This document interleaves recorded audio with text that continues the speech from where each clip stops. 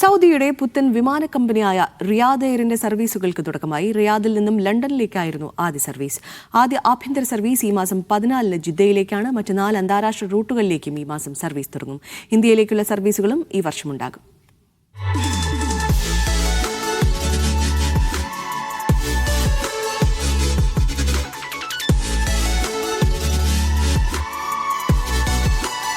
Premium സേവനങ്ങളുമായി ആദ്യത്തെ 2 വിമാനങ്ങൾ ഉപയോഗിച്ചാണ് റിയാദ് എയർ സർവീസ് ആരംഭിച്ചത്.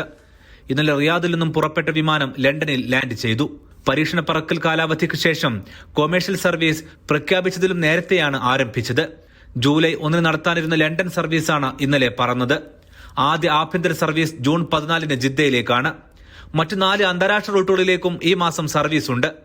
ദുബൈയിലേക്ക് ജൂൺ 18-നും കെയ്റോയിലേക്ക് ജൂൺ 25-നും വിമാനങ്ങൾ പറന്നുയരും. മാഡ്രിഡിലേക്ക് ജൂലൈ 17 മുതലാണ് സർവീസ്. മാഞ്ചസ്റ്ററിലേക്ക് ജൂലൈ 23-നും.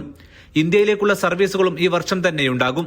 ആകെ 180 വിമാനങ്ങൾ 2030-നധികം സ്വന്തമാക്കുകയാണ് റിയാദ് എയറിന്റെ സ്വപ്നം. നിലവിൽ 2 എണ്ണമാണെങ്കിലും ബാക്കിയുള്ളവ വരും മാസങ്ങളിലെത്തും.